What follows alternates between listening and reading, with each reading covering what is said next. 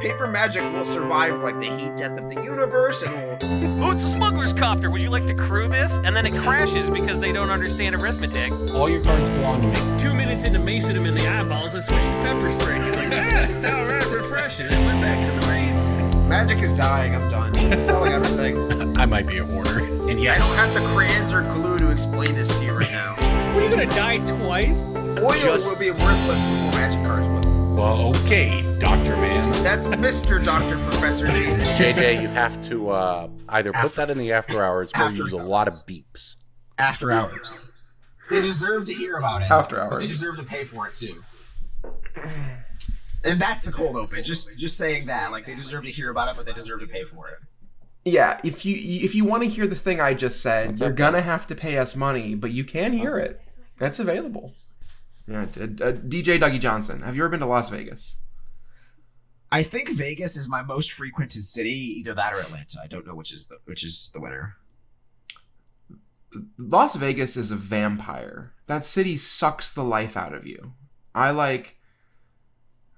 don't know what it is. I know everyone's gonna be like, "Oh, it's dehydration. It's dehydration." I drink so much water. I have a 1-quart container of water here. This is my third one of the day, and it is not noon yet. So screw off with that. Also, that city sucks the life out of you. The city was actually temperate. It was a cool rained. and rainy. It was wonderful.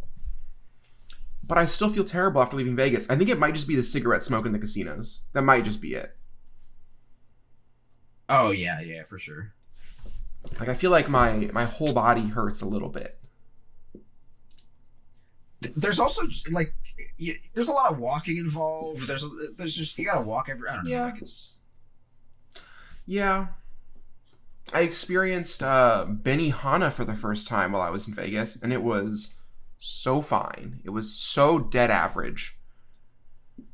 But I did come up with the idea for... I've been doing this thing recently where I come up with ideas for I think you should leave sketches that don't exist. And like the chefs at Benihana, they say things like, "Oh, it's my first day here," like just little quips or whatever. But it's a guy who takes everything the Benihana chef says super seriously. Where the guy's like, "It's my first day, haha," and he's like, "Oh my god, you're so talented for your first day." And the guy's like, "This butter right here, it's better than butter because it's 0 calorie," and he's like, 0 calorie butter? How did they get that?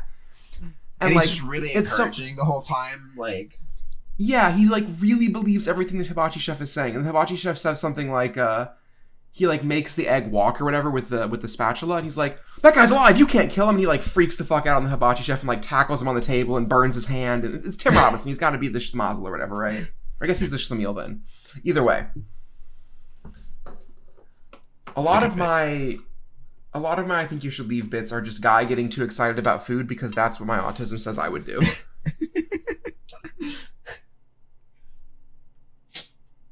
Speaking of thinking you should leave, Corbin, are you here or are you leaving? Corbin will be back just about the time that my heart out happens. That sounds about right. Did anything happen interesting in the magic space at the RC vendor-wise? I felt like the event was very dead, but that's also because it's always really rough to be in the same city for the second time in a year. Sure. There were a lot of people in the room. It was 1,400 players in the main event, I think, for Modern, something like that. But like, there's always just a level of, oh, I've been to this city this year already, I'm not gonna go. Yeah.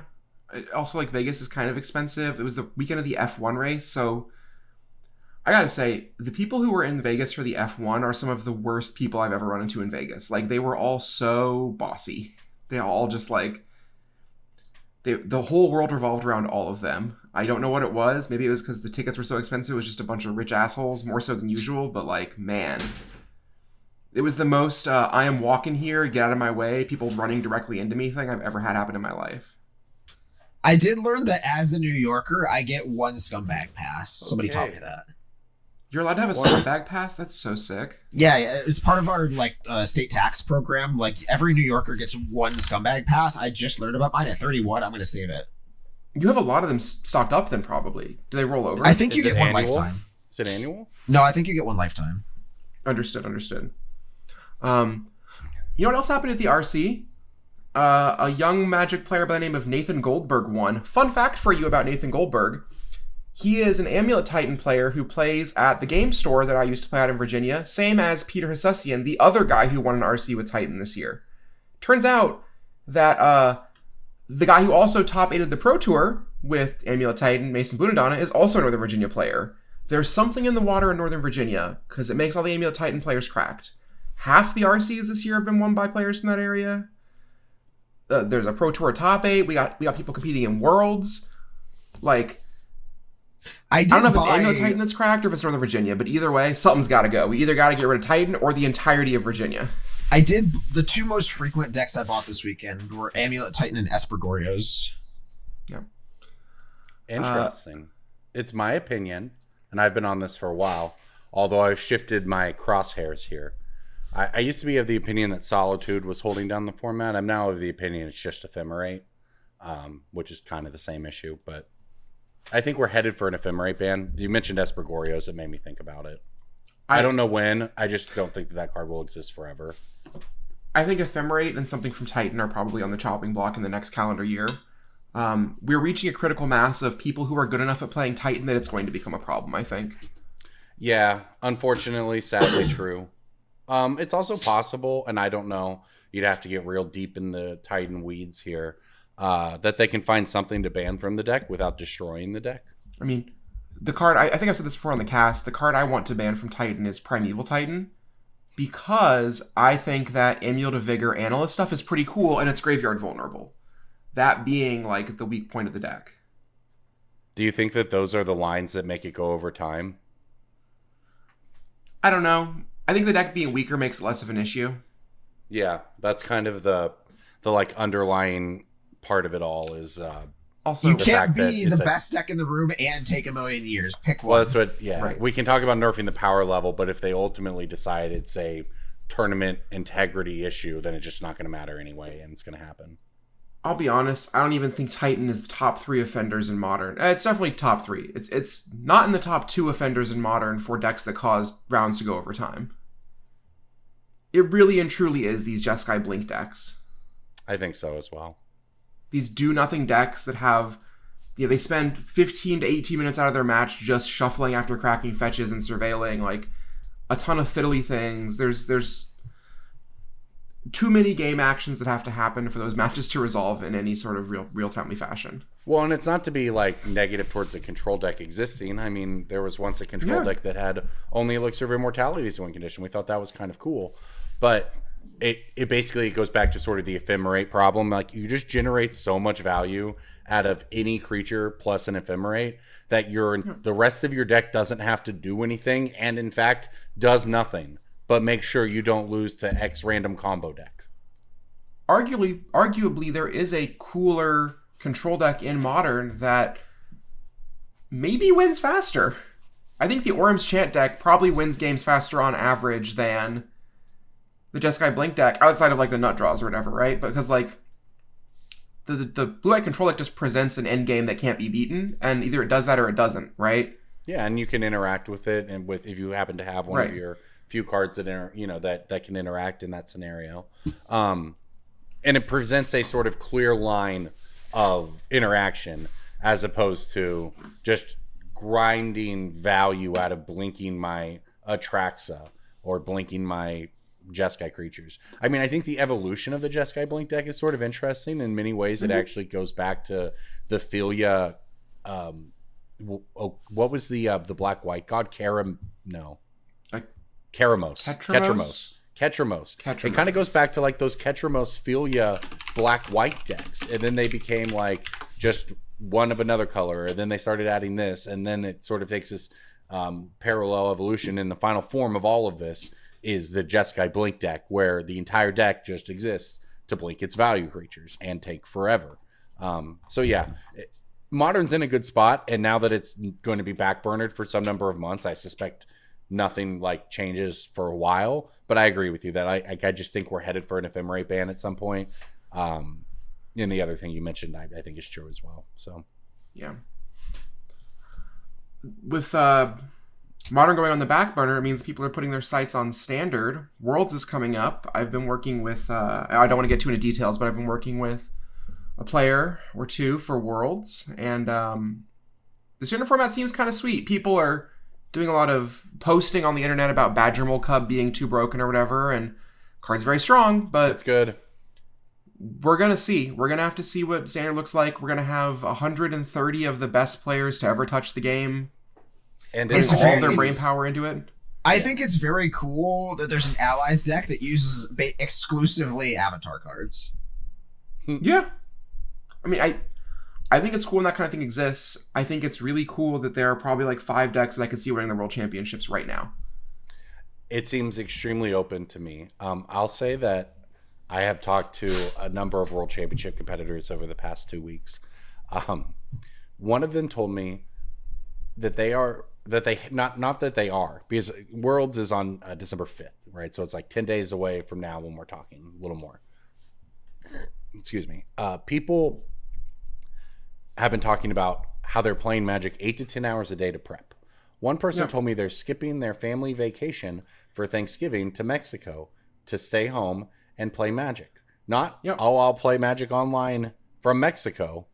No, they are just not going. That's how serious the World Championship is to people. It is a bigger deal than any pro tour, and I cannot wait to see what happens in Standard, because you can do a lot of really busted things, including with Badger Mole Cup. Like some of the board states, the base green decks can present on turn 3 or 4 are insane, and that's not even getting into any of the sort of combo-ish Kona decks or anything like that. And then obviously everything else exists. There's Avatar coming in.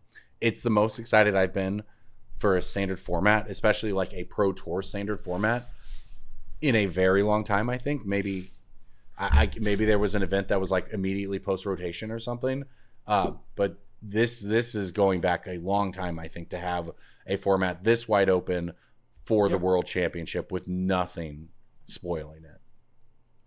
It's also, there are a lot of people who I think had their big breakout performances this year who are going to get to play their first Worlds. And so like seeing sort of this like clash of, these really established pros who have made Worlds and these people who they made the finals of an RC, right? Like we're seeing a new crop of Magic players really rise up in the post-COVID era of like these people who are in their early 20s who really cut their teeth when they couldn't leave their houses, right? And we're seeing them really come to full maturation and play in a World Championships with high stakes, high visibility, a good open format, and we're going to see if they can hang with the best, right? And that to me is the narrative of Magic that I love, is these new up-and-comers trying to take down the old pros. It's so easy to make those narratives work, and it's kind of organically happening. And Corbin, I know you're good at your job, and I know you're going to sell that narrative. We have quite a bit of good stuff coming for Worlds. It's true. I'm excited. As a spectator, I'm excited, which hasn't been true for a long time. One of the things that we've started doing internally is looking at people's post-COVID statistics. It happens to provide between Wii Esports now and COVID and Arena and all it happens to very neatly sort of bookmark the first 30 years of Magic-ish, whatever, the first 25 to 28 years of the Pro Tour and everything that follows after it. And in some ways, it's a clear dividing line that we probably would have never gotten if not for, I'm not going to say COVID itself, but like also the Wii Esports Now era getting leaned into. Can we get a thanks for COVID in the chat? No, we can't actually. we can but get a thanks for Wii Esports ending though. Yeah. To Cass's point though, like all of the people who came up after that, it felt like this several year period, and now this is Magic Boomer talk because this was 5-6 years ago, where it just felt like a whole bunch of Pro Tour players posting every week, this game is okay, it's still fun, blah, blah, but it's just not for me anymore. So I'm going to be stepping away from competitive play. And everyone on the internet, not everyone, some people on the internet who obviously don't want these people to go, you put it all on Wizards for the changes, blah, blah, blah. The reality is, as you put it, there is a changing of the guard just in terms of like the 50-year-olds are not it. the 22-year-olds are in terms of like who is literally playing the Magic tournaments, right? Who is not just showing up at a PT because they're on 12x player points season grinding, Right. you know, like it's the people who are playing the game the most and are at the top of it. And that's why I think it's really cool. We get stories like, say, Quintanoli's crew breaking mono red and winning multiple events in the era of Vivi with it, right? That sort of stuff. Like there are actually people on the ground still doing work, even in an era where everyone's sort of been trained just to go look at the data. There are still people actually producing that data, and they are the ones who are really rising to the top over the last couple of years.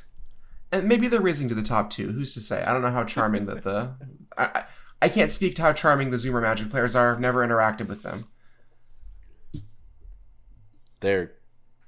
Oh gosh, that means some of the people I consider Zoomers, if you don't consider them Zoomers, that just means I'm even worse. I'm even worse off than I thought. The line for Zoomer is like 27 and under, right? Like that's actually the line right now. Yes. No way. Really? Like both the Amulet players that I know from the RCs or whatever, like I think the oldest, like the guy who just won this weekend is like 21. He's a bad 96. He's Kid Magic. We're calling him Kid Magic now, actually. You heard it here first, folks. Hey, that's a good nickname. Kid Magic is a good nickname. It's never been used, right? Kid Magic was Reynad's nickname. Oh. Well, no affiliation between the two, but you know. We should do that SEO strategy where you take the bad thing and then spam it onto a good thing, so that in a more recent thing, so that when people search for the bad thing, they only find the good, more recent thing. So if we redub somebody, if we reuse the nickname Kid Magic, we don't have to worry about Reynad anymore. And I'm just saying, who better to be Kid Magic than Kid Magic? There's a really delightful... Oh, go ahead. There's a really delightful picture of the current... the reigning regional championship champion and Peter Hasusian, the one who won earlier this year, sword fighting with their trophies. I'm just saying, I feel like a proud mother. These young whippersnappers who came to my shop. That's enough. I'll stop talking about it now. That's great. We should talk about Breaking Bulk. Breaking Bulk time. Because that's how you make some money on this show. We use MTG Ban to look at these picks to get all of these spreads on them, and that is how we then deliver them to you. Cards that we find in bulk that we shouldn't. I've got a good one for Corbin. You should pull them from your bulk. You should make money on them, whether you're buy listing them or, you know, I'm not trading. Not really anybody does that. But anyway, pull these from your bulk. DJ, go ahead. I have a rare from M14 that Corbin should know. Savage Summoning. It is Savage Summoning. Good job, Corbin. That was so good. I was a little worried that you would not know what set Savage. You were going to be like, it's from 9th edition, DJ. Somehow it just appeared. It appeared in my brain, man. Yeah, you got that mind palace on lock. Well, if you must know, Savage Summoning is TCG market price $1.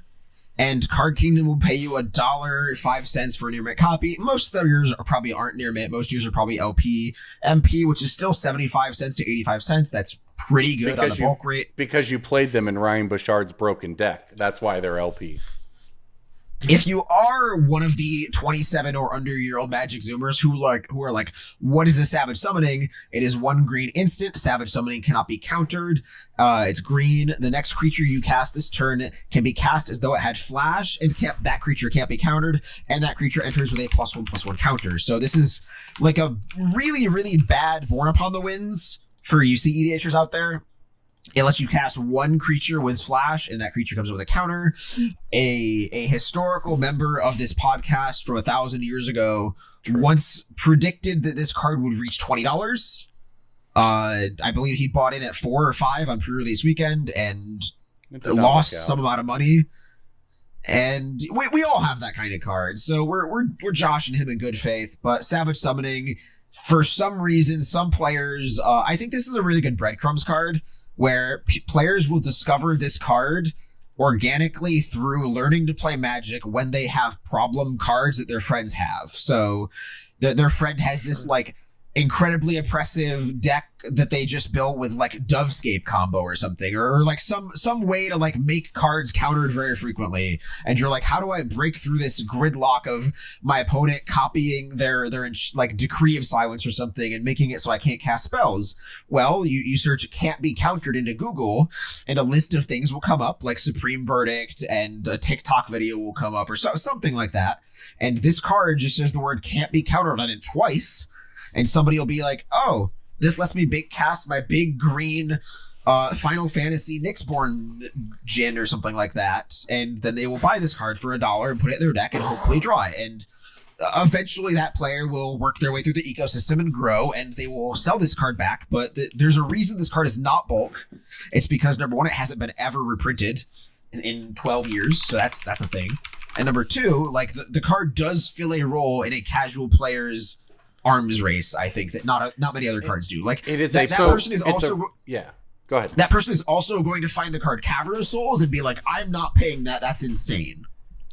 Yes, I paid $8 for a foil copy. I recently paid $8 for a foil copy of Savage Summoning to put in a deck. That's where we're at with this card. It is in my Tifa Lockhart dual commander deck. It's a fine. That's what I'm saying. It's a fine card to put in a deck. Like, there's nothing wrong. It is a perfectly good filler card that you can slot into and out of a deck and feel good about it both times. I think this card is a lot stronger than people realize. The thing is, you don't want to use it to cast an 8-mana creature. You want to use it to cast a 2-mana creature that kills them. That's a good point. Like a bad. You put in Tifa on their end of turn after they tap out. You untap. They die. She starts as a 2. Your fetch land makes her what? An 8. One more land drop and they're dead. And Savage Summoning, Tifa, untap, fetch land, explore, fetch land. You're dead? That's pretty good. Tifa is sick. Yeah, I can find that. Tifa is an excellent Magic design. Also, if you are looking at this card on mtgband.com and you're like, wait, why does it have a star next to it? What does the star mean? Well, MTG Band just released a new feature where you can search for cards on the hot list. Those are cards that Card Kingdom is paying more now on than they have been the past 3 months. So you can filter specifically for cards that are rising on the Card Kingdom buy list. You can add some other filters like set or price or foil, non-foil. You can add any number of Scryfall nomenclature modifiers. And then you can just specifically look for cards that Card Kingdom is paying more now on than ever before. And Savage Summoning is one of them.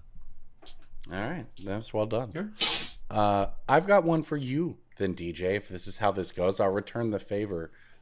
This is a card from Kamigawa Neon Dynasty. It's colorless. Is it when you discard cards, you exile them and can play them? No. This card, that's containment. Is it the land that is Cavernous Souls Light? No. It is $6, though. Is this the foil version of it or the regular one? Is it the token? It is a token. It's a Mecha Titan or whatever, Mech Titan. Nope. It's not Goblin Shaman, right? You're not pulling that one on us. Nope. He said it's pilot token. Nope. Is there like a Hidetsugu token or something? Shrine token. Wandering Emperor token? No, it's not. No, it's topical. Is it the Shrine token? Yeah, it's because the Shrine's an avatar. Yeah. Oh, okay. There's a $6 Shrine token in Kamigawa Neon Dynasty. It was $3. Is this revenge for my sliver token? Sure. It's just well, I mean, it's just a DJ pick because it's a card, not a color. But here's actually just the crazy thing about this being a $6 token. When you look at Kamigawa Neon Dynasty, the most expensive non-rares and mythics in the set, it is token, basic land, token, basic land for 5 more. Oh yeah, because Wandering Emperor is like $4 now. Yeah, so Goblin Shaman is a $9 token. That's the Fable of Mirror Breaker. The Shrine token is $6. The Mech Titan token is $5. The Swamps are $4 each. The Ninja token is almost $4. Then the basic lands. The most expensive like Magic card in the set is Tameo Safekeeping because it's a $2 common. So that's tough. It's an odd set, that's for sure. It actually has, depending on, I guess, the pull rates on your those that's pretty good. That's more expensive breaking bulks than most sets have. I guess depending on how often you pull a token. But anyway, Shrine tokens, big hit from Kamigawa Neon Dynasty. That set aged very, very well because you have the cycle of Forever Lands. Like, you have the Boseiju cycle that will always be good in every format. You have and those just like all the crazy commander mythics like Kodama of the West Tree, Jinkataxis. Kodama's bulk. No, it's not. They got reprinted a bunch. I'm thinking of a different. It's not bulk, but I think it's cheaper than bulk. Or no, it's cheaper than it used to be, rather. Kodama of the West Tree is DJ's right. I'm thinking of a different tree. There was something I Kodama saw of the West recently Tree that got is reprinted. $13. No, it's more than that. It's almost 20 actually, and it's going What am I up. Good thinking pick of the of? week. I'm thinking of the Kodama that lets you put things into play, but East Tree. I was thinking of Kodama of the East Tree, and it's like not quite. I get my bulk, East but and my it's like, West confused all the It's time. like $2 now. It's not like a good card. Yeah, Sailing just released on Old School RuneScape, and I still don't know what Port and Starboard are. Somebody was playing that at the store the other day, and they told me about that, and I was like, I have a buddy who loves this. He gets it. So this is how it works, DJ. Port is on your left. Starboard is on your right. But what's the mnemonic? Like, you can tell me that, and I'll remember it right now. But what's the mnemonic? So I remember. I was trying tomorrow. to think of a mnemonic way to remember it. Is it because when you pull like the ramp off your boat is on the left side of your boat, so when you pull into port, yes, it's there? That's why. But I'm still not going to remember. Like the same with the and so car. starboard is I when you're didn't looking know- to the stars to navigate. So that's like away from port. So I if actually the gas tank know- is on the left side of your car, that's what it is. I actually know port and starboard well. I've just never had a problem with that. But I did not know that you pulled into ports on your left until I right knew now. it. I knew it's like, oh, it's I was coldest guessing. because it's the side of the boat. I think where you that's pull true, though. into. Marianne told me something about it when we were on the boat about, like, you always go this way or something. Who knew? We're learning it's about starboard the same has with, to do like, with the- star navigation. It's the same with like the gas station thing on your car. Your dash has a thing on the car that will tell you what side of the car your gas cap is on. Yeah. But I always forget if the symbol, because it's a little like gas tank symbol with a little hot nozzle. I forget if that's telling you what side of the gas station you need to be on, or if it's where your gas cap is. My God. So like, I know that the indicator is there and I can look at it, but I forget which one it is still. If you hold up your hand like this, you'll see an L to indicate that you're a loser. I almost did put my hands up at the beginning of this. There's 2 R's in starboard for right, That's not bad. We can work with that. but there's an R in port. Port has the same number of letters as left. Yes, that's it. That's the one. Port has the same number of letters as left. That's the best mnemonic device possible. Unless you could just remember that port is left and starboard is right. It's not. No, that's not going to happen. Okay. Well, that makes sense. You have any Breaking Bulk, Cass? I do. This is a Breaking Bulk brought to you by someone bringing me a box of things that they were sure were bulk. And I went through it and there were 6 of these in there. Which is crazy because the card is at its all-time low price. Like, it used to be more expensive.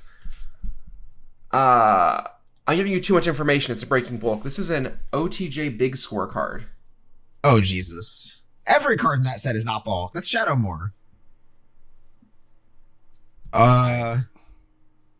What was the color? Oh, it's black. It's like a black uncommon from the Big Score. Every card in Big Score is a only mythic mythics. symbol. Okay. Is it like Greed? Like Greed's Gambit or something? No, that card's cool, but no. Hostile Investigator? It's not that guy. That guy's also cool. I don't ever see Big Score cards. Is it Tiny Bones? It's not Tiny Bones. Tiny Bones not in Big Score. I believe that's main set. I'm dredging the bottom of the barrel with my sailing scavenging hook here. I got nothing. The Big Score you don't see very often. No, that set is so short printed.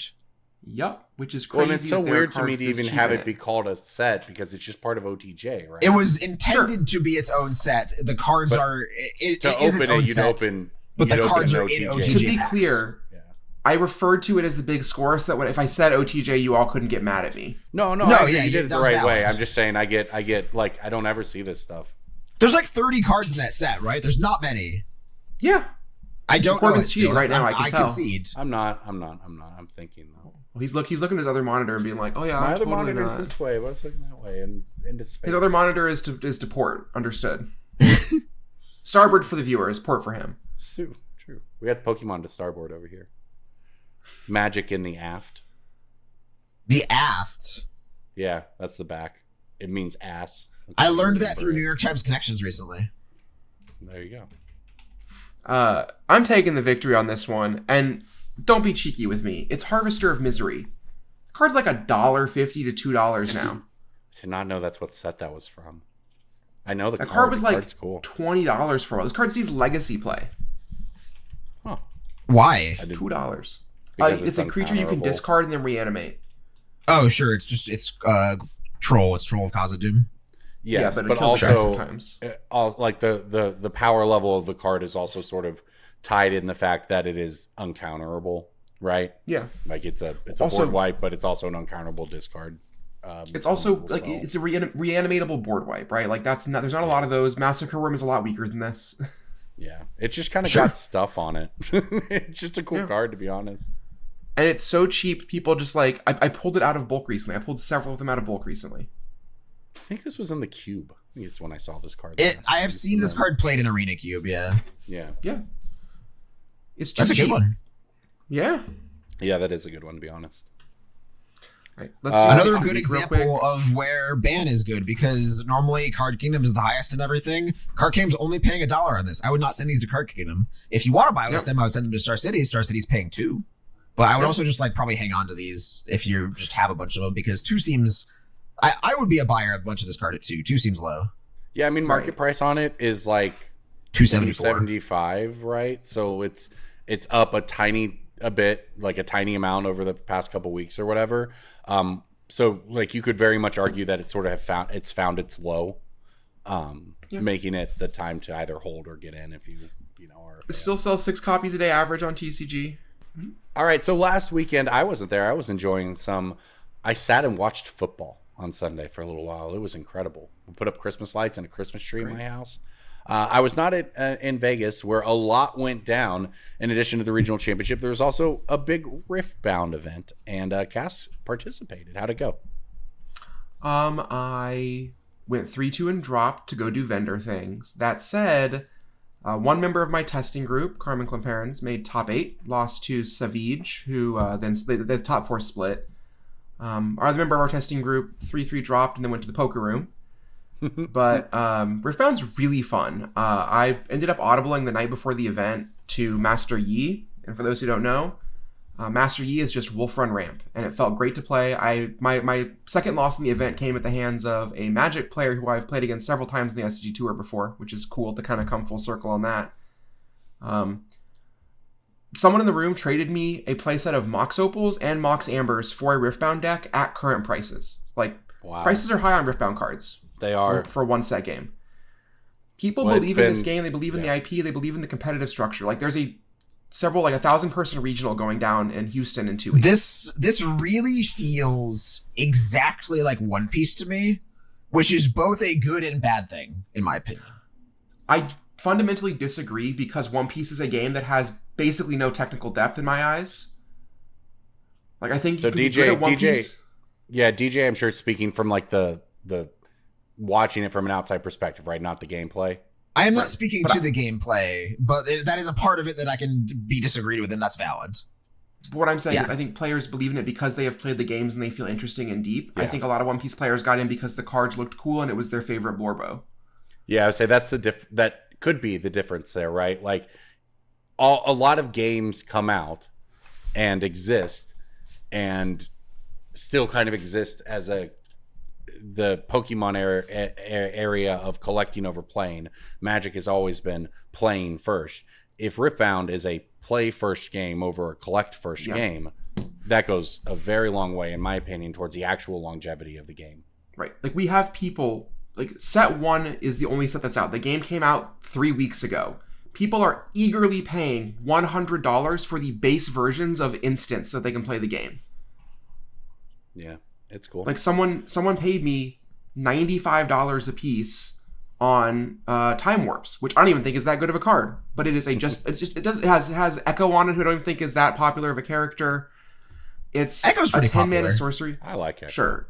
It's a 10 mana sorcery that, like, let's take an extra turn, but you have to sacrifice 4 lands. It's pretty good, but people are buying playables. They're not, like, I got more requests for, hey, do you have all the cards I need to play this new aggro deck, more so than I got, hey, do you have the signature overnumbered, sloppy hand job version of my leader? Like, people didn't really care about that. Well, yeah, people want to play, and we'll see with a lot of these games, once they're 2 or 3 sets in, do people keep playing it, or do they just go back to Magic or whatever they were doing before? Yeah. And that's not to say it's like it's not a binary, right? But Riftbound is off to what appears to be a very good start, and it's very going to be interesting to see what 2026 is. There's just... So in the category of things that I have that are going for it, Tencent has infinite money. Yes. There's literally infinite money behind the backing of this game if they want to. Like, there is a faucet they can turn and just force feed players around the world. The marketing, the branding, you should care about Jinx on a widget. Do the thing. So Tencent is the company that owns Riot Games. That they have their hands in every possible corner of the gaming industry. Infinite money behind the game. Obviously, the IP is good. And I think one big aspect of it that I have not heard talked about very often is the game functions really well when you want to play Commander or competitive. One of the biggest areas I think One Piece fails is it's really hard to play 4-player games. The game was designed for a 1v1 scenario. There is no multi-battle system. Riftbound has... The designers of Riftbound made sure, okay, this is a game that is a board game or a competitive game. The rule set does not change very much from my understanding. It's not like there's a whole separate, like, 40 life and color identity and this and that or this. No, you can't play that. Yes, this is legal. It's like you basically build the same decks, but you just put 4 players in a pod, and it changes the game. That's like, there's 4 lanes, which, like, if you know how to play the game, it does change the dynamic and structure. There's still, like, this politics, multiplayer battle element, but, like, you can build your regular deck and then just bring it to a commander game, and a lot of the similarities are there. And you need a commander for the game, because that's why Flesh and Blood is never going to see the light of day on such a big level, is because there's no commander in Flesh and Blood. I think one of the other problems with Flesh and Blood is, and you know, for as noble as the cause is, their goal was to make a successful game with a tournament circuit, and they didn't really care if they sold booster packs. But unfortunately, to have a good game, you gotta sell booster packs. And I think One Piece also doesn't really want to sell booster packs. They want to sell allocations to distributors. They want, because every set is print to demand, and that's it. Like, you cannot get more after you order a set for One Piece. With Riftbound, they have said that we're going to reprint sets. But they also, like, they put 42 mythic rares in their first set, which means right now, at current prices, which are inflated, you need something like $3,000 in product to get a playset of any given mythic. If you want to get any specific of the highest rarity card, at current prices, it's about $108,000 of product to get any specific, like, to guarantee any specific signature leader. It is a game that is intent on selling booster packs. It is a game that is intent on building an organized play program. And it is a game with infinite money behind it. Those 3 things, I think, are the secret sauce. Also, it turns out that when you're marketing to gamers and not Disney adults, you actually sell things to gamers, because Lorcana, people thought it'd be like, oh, Disney moms will buy all this stuff, but it turns out that they don't really like card games. They like pictures of their favorite character, and there are a lot more cost-effective and interesting ways to get that. I do think that people buy them for their kids. I do think it's a good gateway drug for people. I don't know if that necessarily serves what Disney wanted or whatever, but, like, if a 10-year-old comes into the store, I am going to recommend that they play Pokemon or Lorcana. You know, that's the other thing. I think Riot is in the middle of building a lifestyle brand. They're making a fighting game, like they have a TV show. Yeah, they're trying to be Pokemon. And let me tell you, a lifestyle brand behind a game is great. And they can, yeah, exactly. I was talking to somebody about this. Like, I think so too. League debuted in 2008. They've been playing with their favorite characters for 17 years. And, like, League originally got people hooked. Like there was a lot of character identity and stuff, but like they really didn't flesh out the world building until like 2014, 2015-ish. And ever since then, like the cinematics, the music, obviously Arcane was a big thing. Whatever Arcane 2 is, money. that's like not Arcane, but still the sequel. Like they're very, very, very good at building emotional resonance between characters. Like, so important for people to want to be Jinx. They sell the plushies, man. That's how you know. Right, you but know, like I think that there are very few IPs on Earth that can do that, and I think that League of Legends is one of them. And I'm an A1 League hater, don't get me wrong. Like, I don't like League of Legends. But League of Legends is so many things. Like somebody the other day when they wanted to play an ARAM with me were like, "Oh, I'm surprised you didn't have to update your client, Corbin." And someone else was like, "Well, he plays TFT all the time." And it's like, yeah, like I don't really play League of Legends anymore, but I do play a fair amount of TFT. And like that means I'm in the client interacting with the characters. Like they've done it. They have all the genres that they want, you know. It took a card game to get me in, but like now I have favorite characters. Who's your favorite? I was forced to watch a bunch of the cinematics, and I really like the character Graves. His gun is so big and dumb. So you saw such the Graves one where he like smashes the capsule against the yeah. That guy rocks. Also, he's got there's like the beach skin for him that I am really into. Don't ask me questions about it. Are you aware of the Graves cigar drama from 10 years ago? No. They removed his cigar like 10 years ago or something in the splash art to be more family friendly. Family friendly. Good for him for quitting smoking. And then he unquit smoking and married Twisted Fate. They did make him gay and addicted, which honestly it might be why I like him. I didn't know any of that. That's funny. He's gay and addicted. All right, well, we're gonna get you addicted to these picks of the week. Pick of the week, pick of the week, pick of the week. Time for the pick of the week. Cass, why don't you go ahead and lead things off here? What are you looking at for pick of the week? I'm looking at Green Sun Zenith at Home. I'm looking at Nature's Rhythm from Tarkir Dragonstorm. For those who don't know at home, it's a green, and X. For a sorcery, search your library for a creature card with mana value X or less and put it onto the battlefield, then shuffle. With a harmonized cost of 4 green and X. It's 1 mana more for Green Sun Zenith on the front, and then it also flashes back to find something. Also, notably, it can find non-green creatures. This card is in Standard. People are using it to find Ouroboros. An Ouroboros is dumb. This card is like... Market price is $247. CK's paying $2. Like, I don't know. This card's too cheap. Sure. That's fair. Yep. No arguments. That's all I got. Tarkir was this year. That's how far back it was. It was this year. Yep. All right. Well, Cass had to get out of here, and we're going to get out of here soon, too. But let's finish these picks of the week. First, DJ, what are you looking at this week? I'm going to make you guess mine because I'm a sadistic man. Check this card. No lies detected. Was in Commander 2018, and it used to be $40. It is now $1. Oh, my God. I've had so many of these cards recently. I don't know what this one is, but so many of these. Oh, they used to be $40. Now it's $4. So for anybody listening at home, Commander 2018 was the Enchantress deck. It had like Estrid.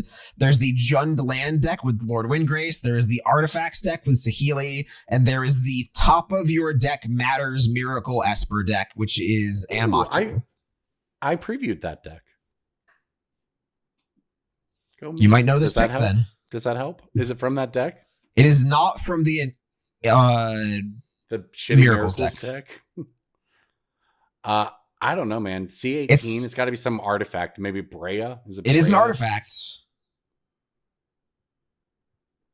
I don't fucking... Medallion? No, the medallions wouldn't be in a... Unless... I don't think they got reprinted there. They would have been...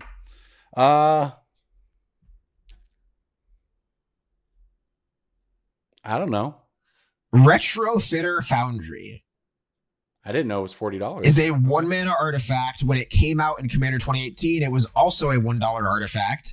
It slowly climbed to the $15 range during the COVID era. And then in 2021, it hit $40. It hit $35 and then $40 for several months. And then it got reprinted in, hang on. I'm going to redo that real quick. It's in, yeah, you got it. So the card hit $40 in 2022, and then it slowly went back down to its 20-ish range after COVID ended, and once people were able to like just suddenly supply the card, it fell out of favor. I think this might have been like a legacy card too at one point. Probably. But it got double whammied recently with Commander Aether Drift, and then it was in the Secret Lair Encyclopedia, the alphabet lair that dropped a few weeks ago. So the art on that one, by the way, looks sick.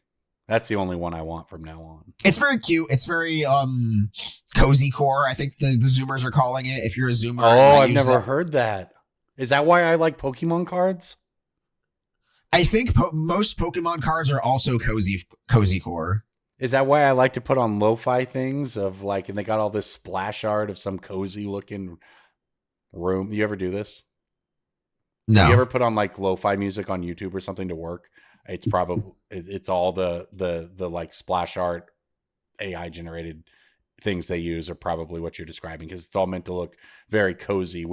They have titles like "You recognize this room even though you've never been here." Anyway, I've never heard that term, and that makes a lot of sense. Well, because core is a suffix that has been. Sure. I think so. Hardcore. Nightcore is the first term I heard. Core. No. Parkour. Spelled differently. Okay. Retro Fritter Foundry is $1. The card used to be $40. I think now is a good time to buy them. I would probably lean towards getting the Secret Lair ones, because that art is pretty reserved listy in terms of reusing it. I think card has plenty of room to grow. So if you think this card looks familiar, you might be thinking of Staff of Domination, which is another artifact that costs a nominal amount of mana and used to be $1 million and then got reprinted. You're correct. Staff of Domination went down to $2 after it was reprinted in Commander Masters, and it's now up to like $5 or $6. So that is kind of the trajectory I expect for Retro Fritter Foundry. 2 reprints is rough when they are such high quantity, like Commander Precons, and it's the chaff of the Secret Lair Encyclopedia, so a lot of these are going to get dumped. But I think this is a buy at $1 and then you sell it like 3 or 4 and you are very happy. This is the kind of card I want to own a brick of. All right. I've got one that I'm surprised I hadn't picked previously when I looked at the spreadsheet that all of our patrons have access to by going to patreon.com/BSB. But I've got a Modern Horizons 3 Mythic that is broken in half, and people don't necessarily realize it because of some of the ephemerate solitude shenanigans we talked about earlier. But Birthing Ritual is just a broken in half magic card. It's the 2 mana enchantment that was in Modern Horizons 3. It's a Mythic. At the beginning of your end step, if you control a creature, just look at the top 7 of your library. Nothing else you have to do yet. Just look at them. Then you may sacrifice a creature to put a creature from among those 7 into the battlefield, where X is 1 plus the value. So it's a birthing pod for the top 7. But you get a look and make a choice before you actually have to choose to sacrifice. You don't have to choose to sacrifice. This has gone in a lot of decks, because whether you're getting combo pieces with it or just value pieces, or whether you're trying to actually put something broken in with this, it's just an insanely powerful card. It's good in Commander. It's $5. It's climbed to $5 from $4 3 months ago. And I just think that it will be $10. I am suspicious of this card. I personally, as a big birthing pod enjoyer, I don't see why this card is good. And I could be wrong. I have been wrong before, but this to me feels like a card with reasonable odds of whiffing and dirtling in a format that doesn't let you dirtle. Personally, this has Collected Company vibes to me, which was a good card once upon a time, but Collected Company is now $1 as well. Tell me why I'm wrong. Well, this is what people are doing with it, is they're putting it in their Quantum Riddler Ice Fang Quaddle deck. And it is just a different kind of value engine with a different set of free spells. And this does a lot. Or it's putting something actually broken into play. There's a lot. Like I understand that you can Gurmag Angler into a Traxa or whatever. People are playing actual Coiling Oracles so that they can get value off of the Coiling Oracle, so that they have fodder to pay for their Flare of Denials. And then this is an additional way to gain value off of it, if that makes sense. Like, it's showing up in almost fair-ish decks as an additional way to turn your Coiling Oracles into value. Because I think the baseline of the deck probably started with, how do we make Flare of Denial work, where you need to sacrifice blue creatures. That led people onto Coiling Oracle, Icefang Coatl decks. And then this is the way they then go over the top and turn those cards into an Ouroboros or an Abhorrent Oculus is a big win condition in the deck. Okay. That kind of thing. I'm seeing the vision, sure.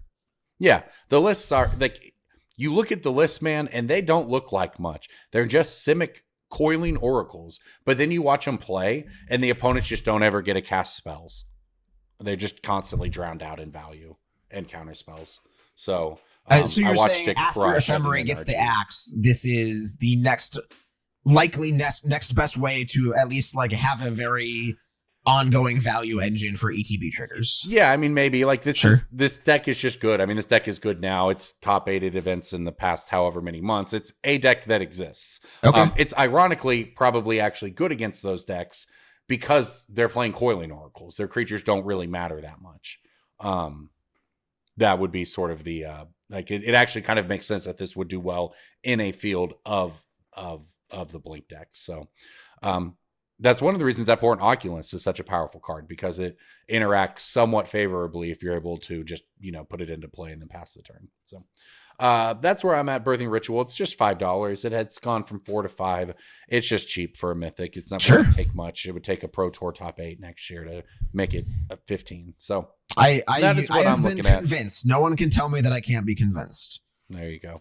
And hopefully we convince all of you to check out 2 things this week. MTG Ban, our generous sponsor, and of course, patreon.com/BSB. That is how you get access to the Discord. You get access to the spreadsheets where you see the picks of the week and the breaking bulks early. And really what you want, though, is this is how you get early access to the episodes and the after hours. And we recorded some pretty nice after hours today, I have to say. So JJ's been working hard on those. Shout out to him. Shout out to all of you for hanging out with us and listening. Holiday to Brainstorm episode Brewery. coming out next month. Remember that. The holiday episode is coming out next month. We might make it Patreon exclusive because we're Grinches. Not the worst idea. Not the worst idea. And then for Christmas, you can give us like $1 a week. Wouldn't be so bad. Everybody's happy. Don't be a Scrooge. Anyway, it is a Christmas season. It's actually just a month away today as we're recording. So remember to donate to BP Oil as well. Thanks for hanging out with Brainstorm Brewery, everybody. We'll see you next time.